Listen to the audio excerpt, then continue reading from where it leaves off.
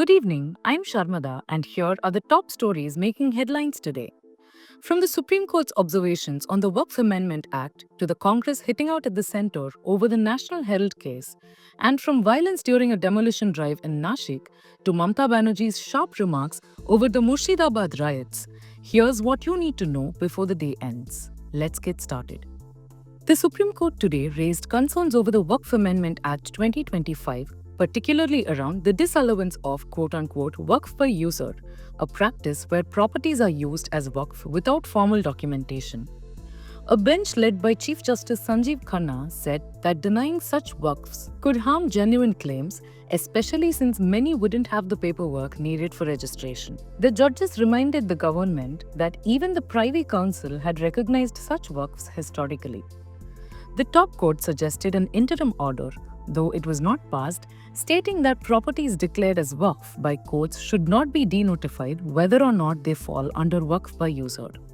The next hearing is scheduled for 2 p.m. on April 17th. Congress workers staged protests outside the AICC headquarters today after the Enforcement Directorate filed a charge sheet in the National Herald money laundering case, naming Sonia and Rahul Gandhi among others. Congress leader Supriya Srinath called the move a political vendetta, accusing the BJP of targeting the Gandhi family. The ED has invoked sections of the Prevention of Money Laundering Act and recently issued notices to seize assets worth 661 crore rupees linked to the case. The matter will be heard on April 25th. Tensions flared in Maharashtra's Nashik late last night as a mob attacked police personnel during the demolition of an unauthorized dargah.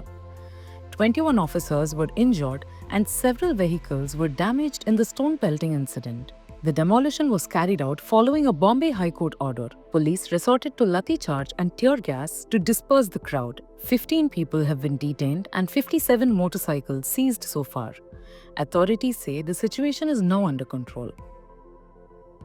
West Bengal Chief Minister Mamta Banerjee has described the recent communal violence in Murshidabad as quote-unquote pre-planned and indirectly blamed the centre, citing possible cross-border elements. Banerjee questioned the urgency in implementing the Waqf Amendment Act and accused the BJP of attempting to polarize voters.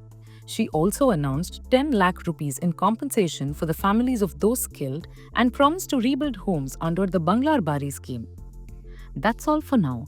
For more such updates, subscribe to The Hindu.